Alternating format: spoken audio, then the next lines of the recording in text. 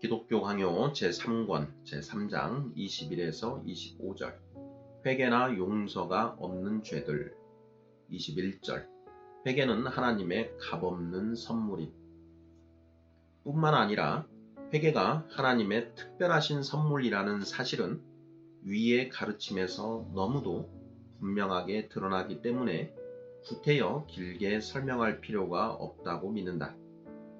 그러므로 하나님께서 이방인에게도 생명 없는 회개를 주셨다는 사실에 대하여 교회가 하나님의 은택을 찬송하고 놀라는 것을 보게 된다. 사도행전 11장 18절, 고린도후서 7장 10절. 그리고 바울은 디모데에게 불신자들을 향하여 오래 참고 온유하라고 권면하면서 혹시 하나님이 저희에게 회개함을 주사 마귀의 올무에서 벗어나게 하실지도 모르기 때문이라고 한다. 디모데후서 2장 25, 26절. 사실 하나님은 그가 모든 사람들의 회심을 바라시며 모든 사람들에게 똑같이 권면하신다고 선포하신다. 그러나 이러한 권면의 효능의 여부는 중생의 성령께 달려있는 것이다. 우리로서는 사람들을 창조하는 것이 우리 자신의 능력으로 좀 더 훌륭한 본성을 입도록 만드는 것보다 쉬운 일일 것이다. 그러므로 중생의 전 과정에 있어서 우리를 가리켜 그의 만드신 바라 선한 일을 위하여 지으심을 받은 자니 이 일은 하나님이 전에 예비하사 우리로 그 가운데서 행하게 하려 하심이니라 라고 부르는 데에는 그만한 이유가 있는 것이다. 에베소서 2장 10절. 하나님께서 죽음에서 구해내기를 바라시는 자는 누구든지 중생의 성령으로 말미암아 살리심을 받는 것이다. 엄밀히 말해서 회개가 구원의 원인이 되는 것은 아니다. 다만 회개가 이미 믿음과 또한 하나님의 긍휼하심과 불가분리의 관계에 있는 것으로 간주되고 있기 때문이다. 이사야 선지자는 이에 대하여 이렇게 증거하고 있다. 구속자가 시온에 임하며 야곱의 자손 가운데 죄가를 떠나는 자에게 임하리라. 이사야서 59장 20절. 여기서 확고히 서 있는 사실은 하나님을 향한 두려움과 경외가 왕성하면 성령께서 이미 사람의 구원을 위하여 역사하고 계신 것이라는 것이다. 그러므로 이사야서를 보면 신자들이 하나님에게서 자기들이 버림받았다고 불평하며 슬퍼하면서 자기들의 마음이 하나님으로 말미암아 강팍하게 되었다는 것을 자기들이 버림받았다는 일종의 표적으로 제시하고 있는 것이다.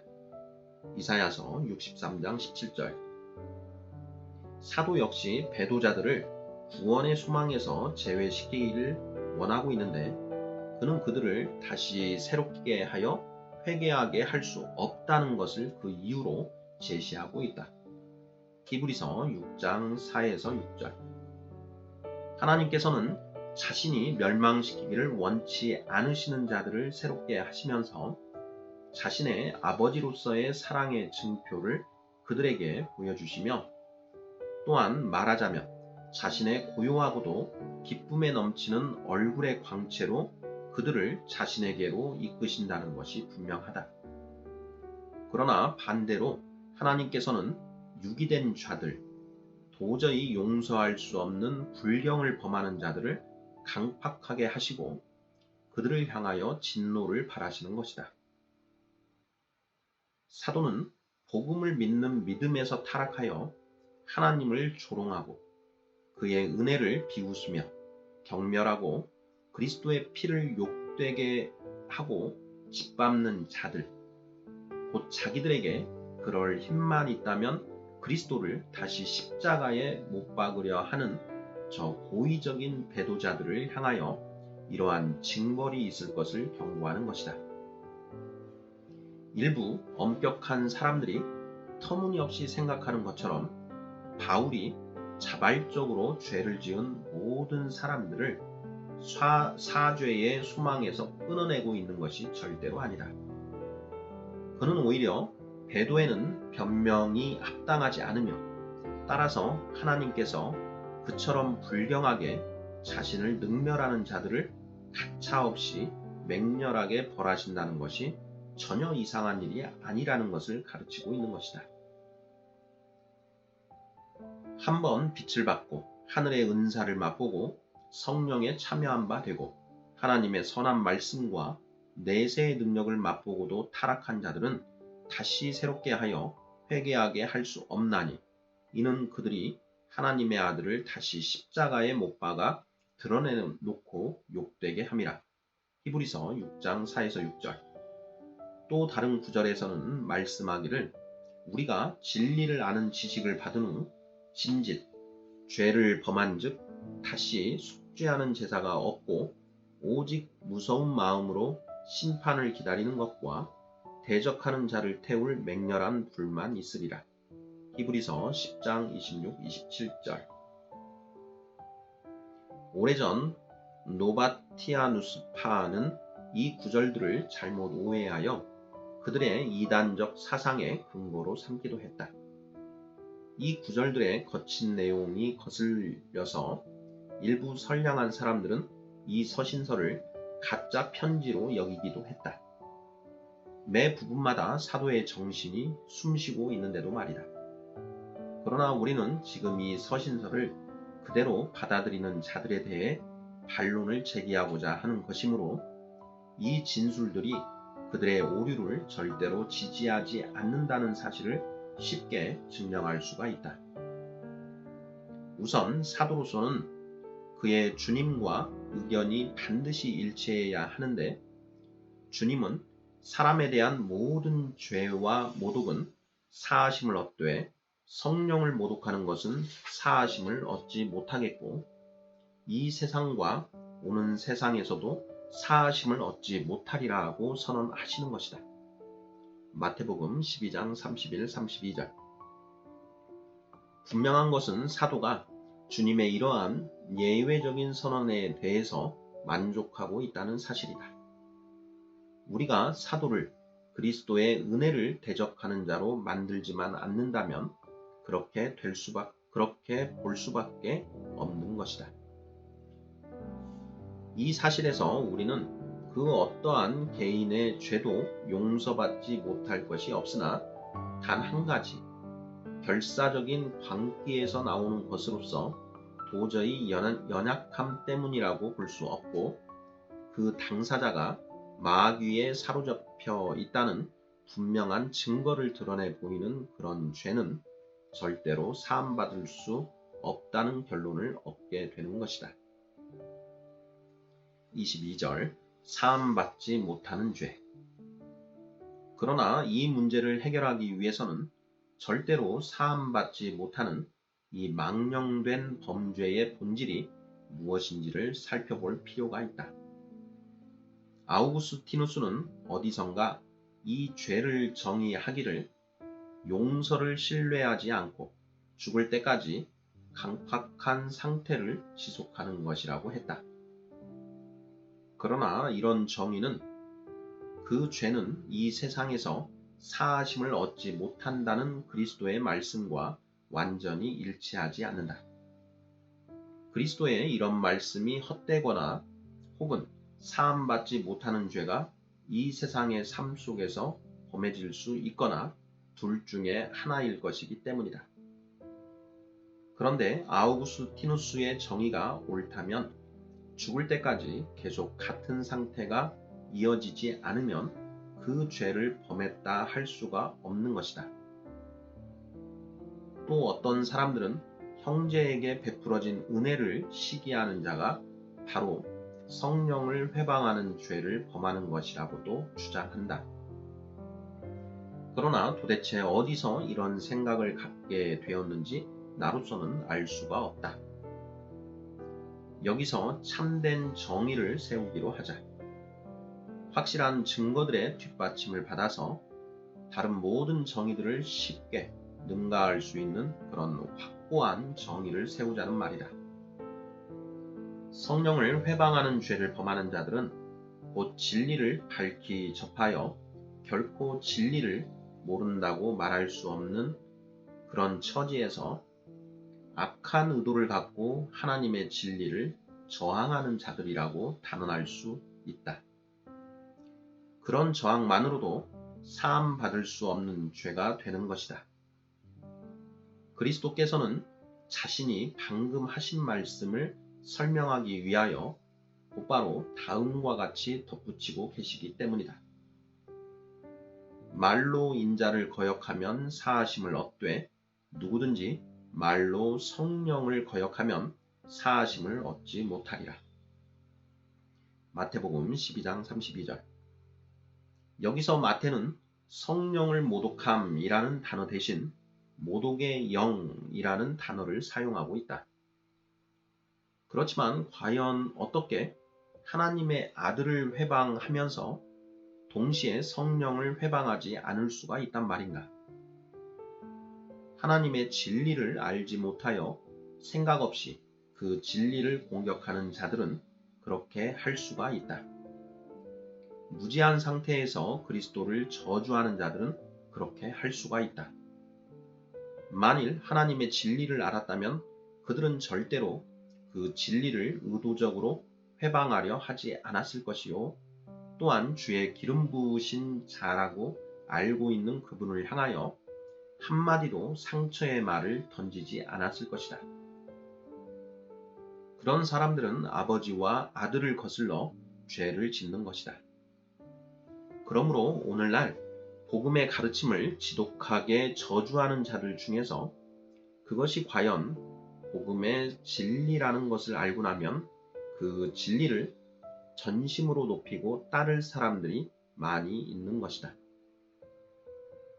그러나 자기들이 배척하고 공격하는 것이 하나님의 말씀이라는 것을 수긍하면서도 그 양심이 그 공격을 그치지 않는 자들, 바로 이런 사람들을 성령을 모독하는 자들이라고 말한다.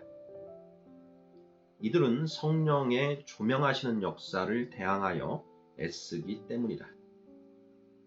스데반을 통하여 성령께서 말씀하시는 것을 견디지 못하면서도 끝까지 그것에 저항하려 했던 일단의 유대인들이 바로 여기에 속한다. 사도행전 6장 10절.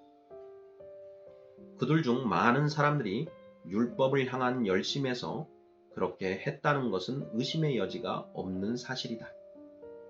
그러나 그들 중에는 하나님을 대적하여 불경한 악심을 품고 그렇게 분을 바란 자들도 있었던 것으로 나타난다.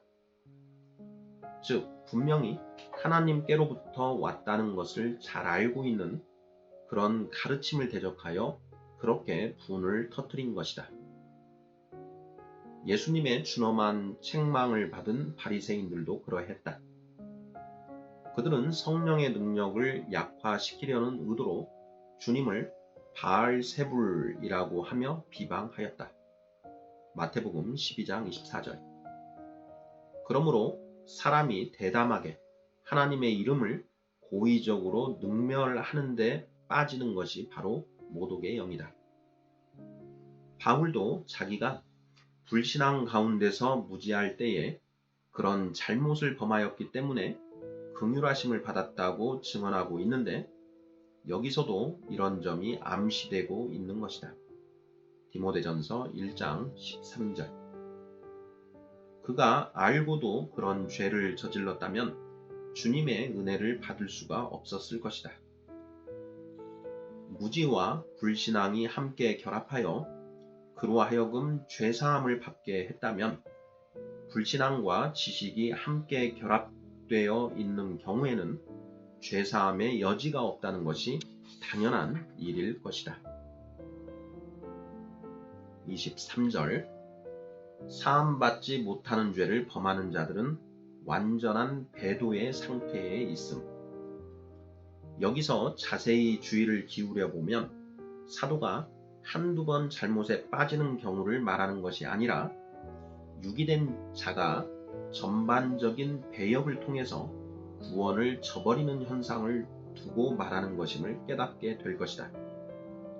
그러므로 사도 요한이 그의 서신서에서 택한 자들에게서 나갔으나 택한 자들에 속하지 않았다고 말하는 그들을 향해서 하나님께서 용서의 여지를 두지 않으신다는 것이 전혀 이상한 일이 아니다.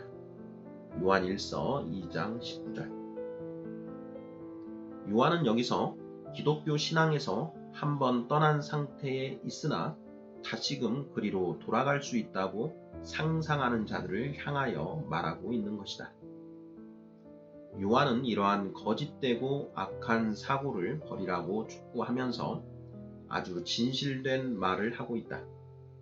즉 그리스도와의 연합의 상태를 알면서 의도적으로 거부한 자들에게는 그리로 돌아갈 기회가 다시 주어지지 않는다는 것이다. 여기서 기독교 신앙을 저버렸다고 말하는 자들은 방탕하고 무절제한 삶으로 그저 하나님의 말씀을 범하는 자들이 아니라 하나님의 말씀의 가르침 전체에 대해 악의를 품고 의도적으로 거부하는 자들을 가리킨다. 그러므로 타락과 죄지음이라는 단어들에 대해 잘못 오해할 소지가 다분하다. 노바티아누스파는 여기에 타락을 주의 율법에서 도둑질하지 말고 간음하지 말라는 가르침을 받고서도 도둑질이나 간음 행위를 삼가지 않는 자들의 행위를 의미하는 것으로 잘못 해석하는 것이다. 이와 반대로 나는 앞에서 진술했던 내용에 반대되는 모든 내용을 다시 정리하여 제시하는 무언의 대조법이 여기에 있다고 본다. 그러므로 여기서 말하고 있는 것은 이런저런 구체적인 잘못이나 허물이 아니라 하나님께로부터 완전히 돌아서 있고 말하자면 사람이 완전히 배도에 빠져 있는 상태인 것이다. 그러므로 한번 빛을 받고 하늘의 은사를 맛보고 성령에 참여한 바 되고 하나님의 선한 말씀과 내세의 능력을 맛본 후에 타락한 자들에 대한 말씀에서 반드시 이해해야 할 것은 의도적인 불경으로 성령의 빛을 꺼뜨리고 하늘의 은사를 맛보고도 뱉어버리는 자들은 성령의 거룩하게 하심에서 스스로를 잘라내 버리고 하나님의 말씀과 내세의 능력을 짓밟아 버릴 것이라는 사실이다. 그런 사람들이 고의적으로 의도하는 불경의 자세를 더 분명하게 표현하기 위하여 사도는 나중에 다른 구절에서 짐질이라는 단어를 첨가시키고 있다. 히브리서 10장 26절. 진리를 아는 지식을 받은 후 짐짓 죄를 범한 즉 다시 속죄하는 제사가 없다는 사도의 말씀은 그리스도께서 성도들의 불의를 계속하여 속하는 계속적인 희생 제물이심을 부인하는 것이 아니다. 오히려 그리스도의 제사장직을 설명하는 가운데 서신서 거의 전체에서 그 사실을 웅변적으로 선포하고 있다. 그의 말씀의 뜻은 곧 그리스도의 제사를 거부한 후에는 다른 제사가 남아 있지를 않다는 것이다. 더욱이 복음의 진리를 명백하게 부인한다는 것은 바로 그리스도의 제사를 거부하는 것이다. 24절. 사함받지 못하는 죄 범하는 자들은 회개의 가능성을 스스로 소멸시킴. 누구든 간에 주님의 긍휼을 구하며 피난처를 찾으려 도망하는 자들이 죄사함의 가능성을 송두리째 빼앗긴다는 것이 이해하기가 너무 어렵고 또한 하나님의 긍휼하심과도 모순된다고 보는 사람들도 있을 것이다. 그러나 이런 식의 반론에 대해서는 쉽게 답변할 수가 있다. 히브리서의 저자는 그들이 주께로 돌아올 경우에도 죄사함을 거부당한다고 말씀하지는 않는다.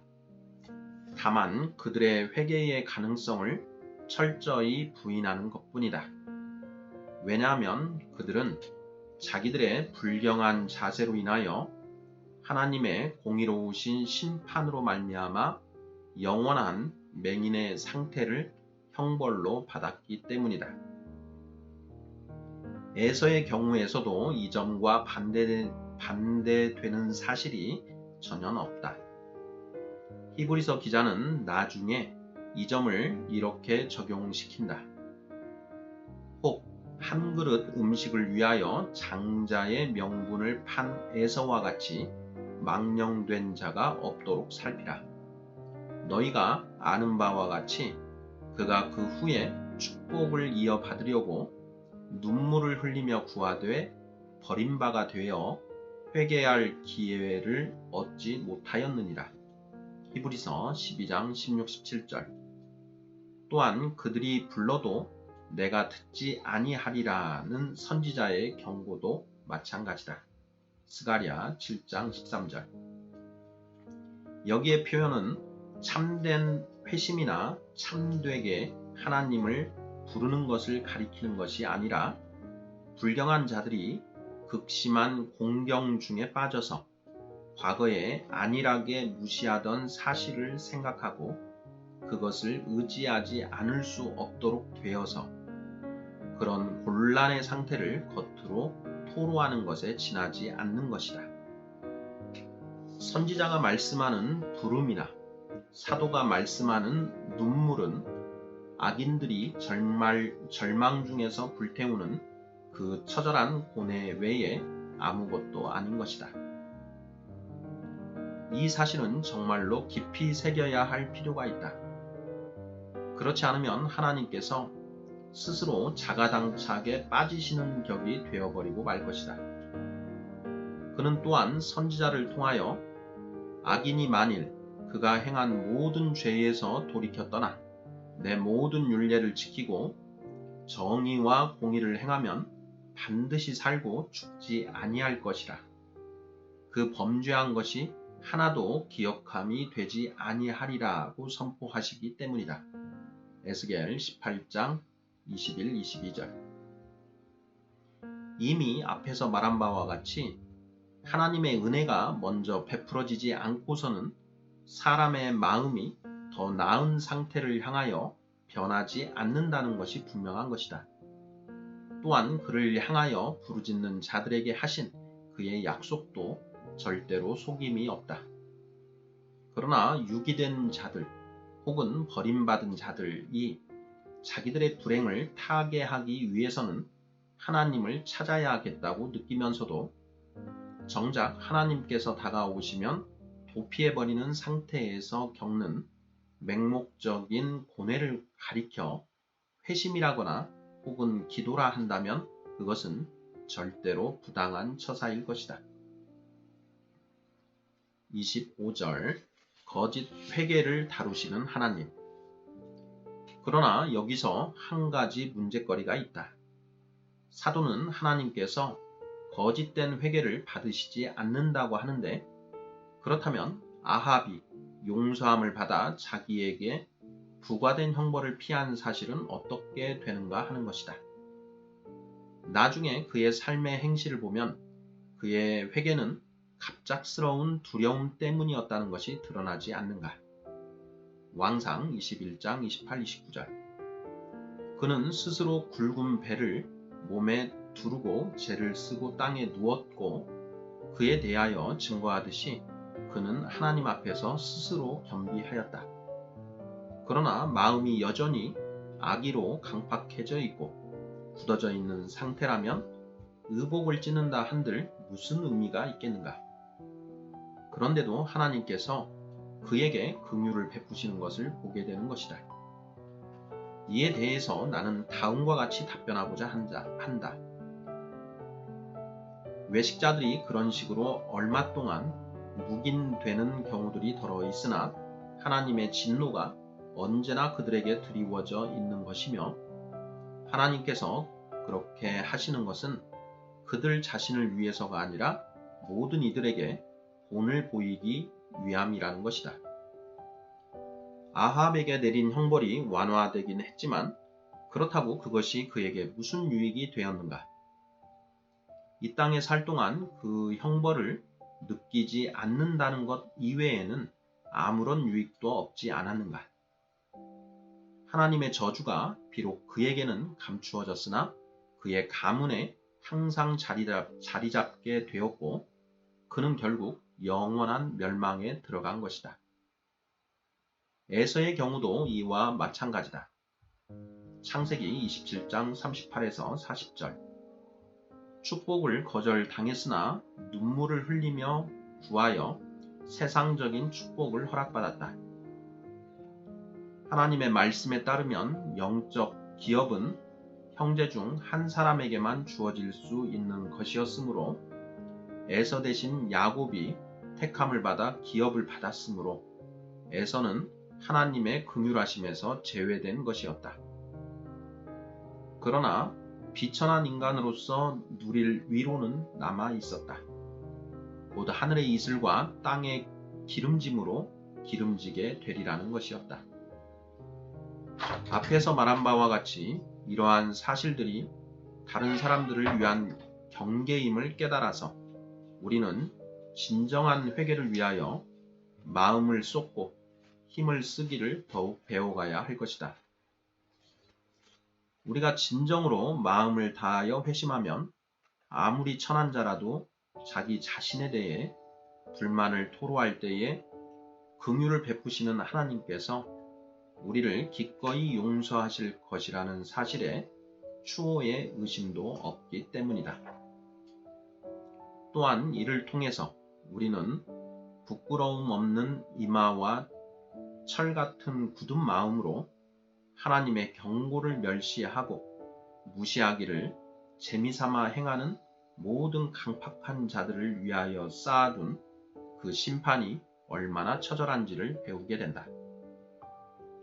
이스라엘 자손들의 부르짖음이 거짓된 것이요 간사와 거짓이 그들의 마음에 가득하여 시편에서 하나님께서 친히 그들이 자기들의 이전 모습으로 돌아갔다고 안타까워 하시는 정도인데도 시편 78편 57절 하나님께서는 그들에게 손을 펴사 그들의 재난을 누그러뜨리시는 경우가 자주 있다. 시편 78편 36, 37절 하나님께서는 그렇게 자비와 온유하심을 베푸심으로 그들로 하여금 진정으로 하나님께 돌아오기를 원하셨고 그렇지 않으면 그들로 하여금 핑계하지 못하도록 만들고자 하신 것이다. 그러나 그렇다고 해서 한동안 형벌을 중지하는 것이 하나님의 영구한 법칙은 아니다. 때때로 하나님께서는 외식자들을 향하여 맹렬하게 벌하시고 그들의 형벌을 배가하심으로써 그들의 거짓과 간사를 그가 얼마나 불쾌하게 여기시는지를 확연히 드러내 보이시는 것이다. 그러나 이미 말한 바와 같이 하나님은 몇 가지 실례들을 통해서 친히 용서하실 준비가 되어 있다는 것을 보여주시는데 경건한 자들은 이 실례들을 보고서 격려를 받아 삶을 고치게 되며 이 실례들을 통해서 가책을 받으면서도 그것을 차버리고 고의로 무시해버리는 교만한 자들은 더욱더 엄하게 정죄를 받게 되는 것이다.